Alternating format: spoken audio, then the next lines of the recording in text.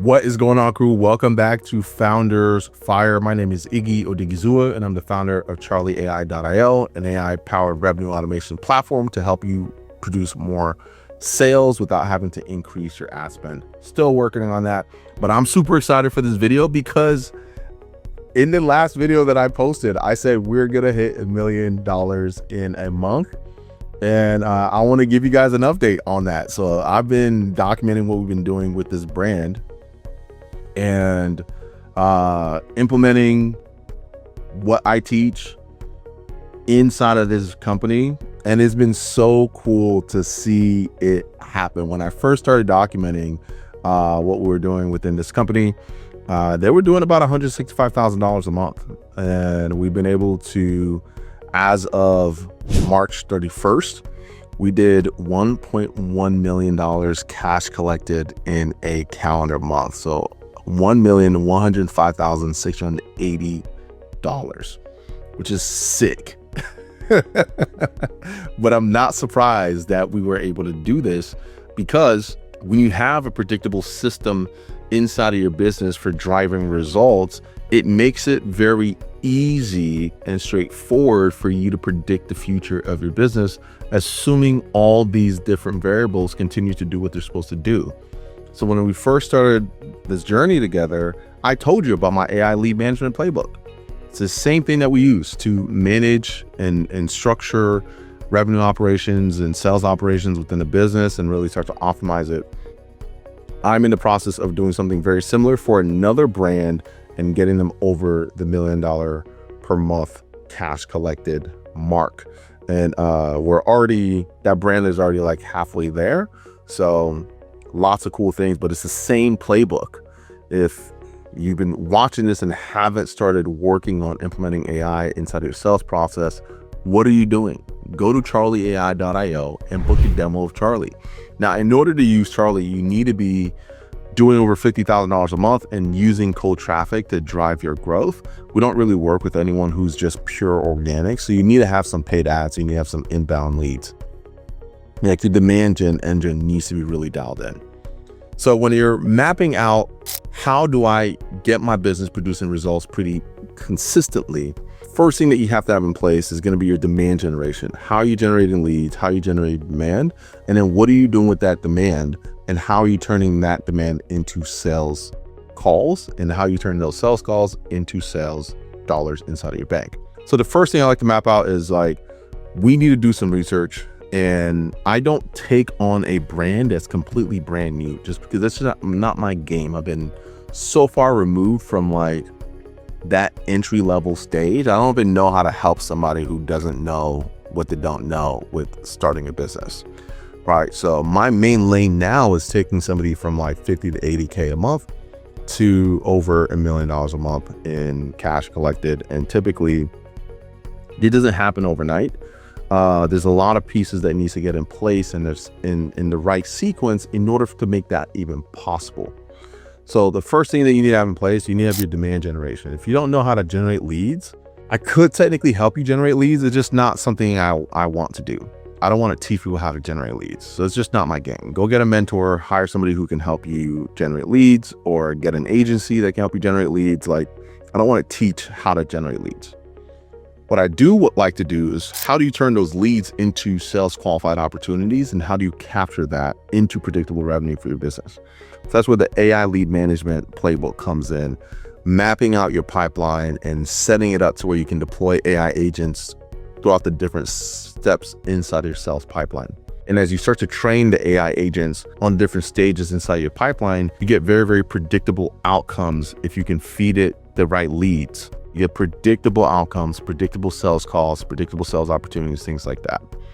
And then once you map those things out, then you need to start looking at, okay, what are the constraints within this process? We've got our demand generation. This is where like message optimization really comes in.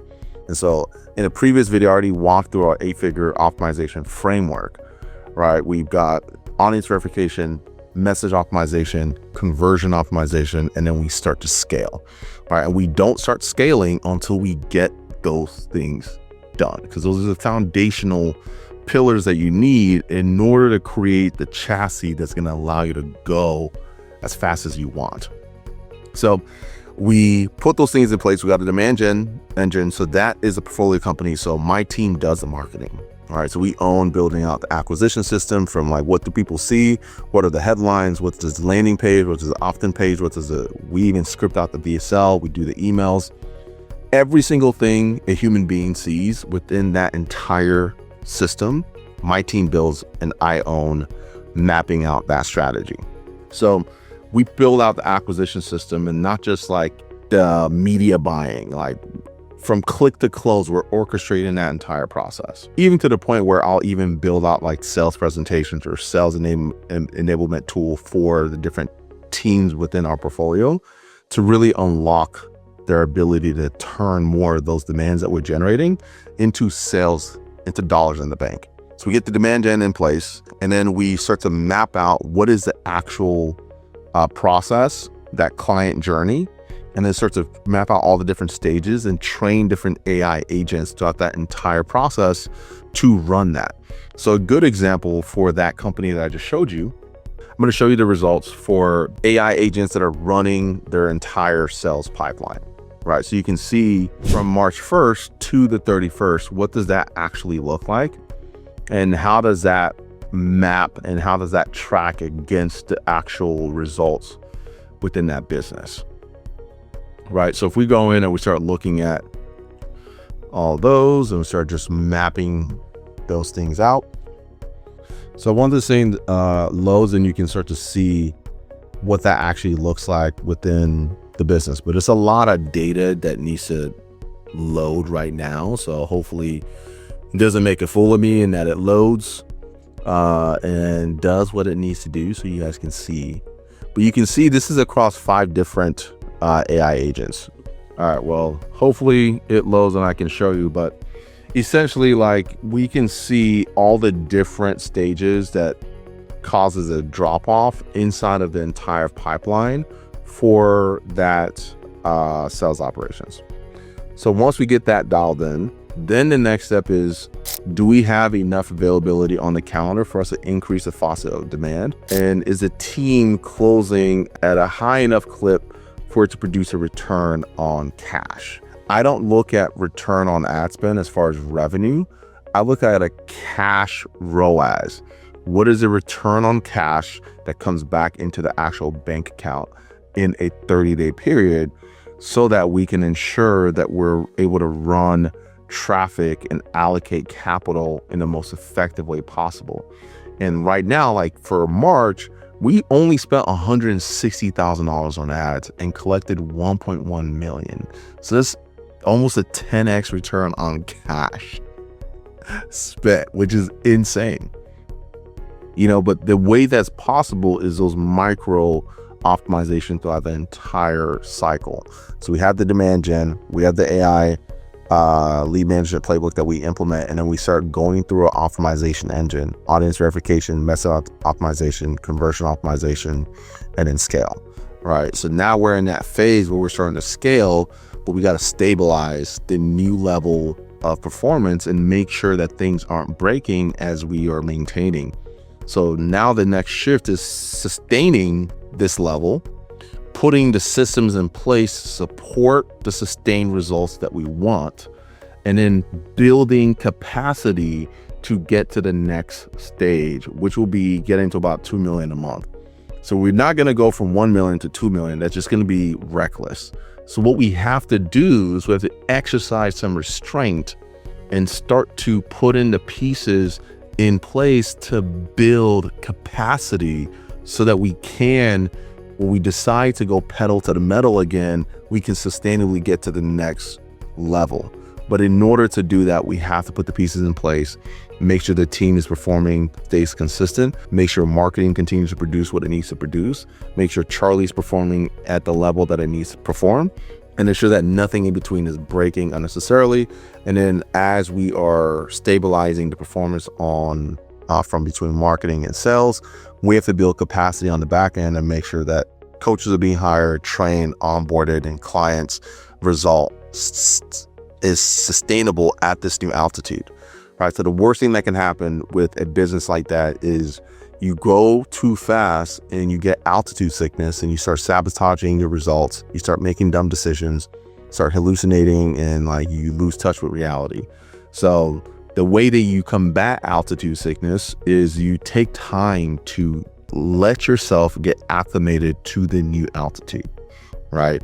You get some extra oxygen, you get your bearings right, you let your body adapt to the new level so that you can sustain it. So now that we've gotten here, we're having to take inventory on what got us here.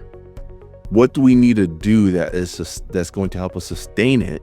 How did it feel getting here? What broke along the way that we would change now that we know what this feels like and what this looks like? What is the pattern recognitions that allows us to know if we're continuing able to sustain it? And what are the assumptions that we had before we started going down this path that were wrong now that we're doing a retro and looking back?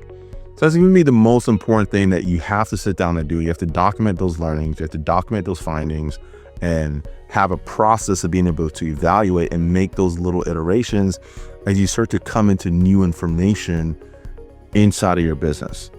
Anyways, just want to pop in, give you that update, share my thoughts on how that was and ultimately what we are doing and what we're continuing to implement, and just like document in real time how we're eating our own dog food using our own product to build businesses like the businesses that we want to be able to attract, right? Nobody else on the market can say that not only have they built a product like Charlie, but they've used their own product to build the type of business that their user base is trying to build. Not even close, which is why Charlie produces the best results compared to anybody else. Because the nuance of being in the trenches, doing the damn thing is radically valuable compared to just doing something technically accurate, but having no nuance of how to actually apply it in a real world business environment. And Charlie's built with real world business environment first and the technical stuff second. So that way, when we match the technical execution with the real world environment, it creates this magical unity that produces the outcomes that we're seeing within our own portfolio, and that a lot of our clients are starting to see as they start to implement our optimization engine, start to implement all the different AI agents throughout the entire sales pipeline. And it's an incredible thing to see. So if you're not using Charlie yet, what the heck are you doing? Go to charlieai.io, get a demo. I hope to see you on the inside. Till next time, stay calm, change lives, and have business on your terms. Peace.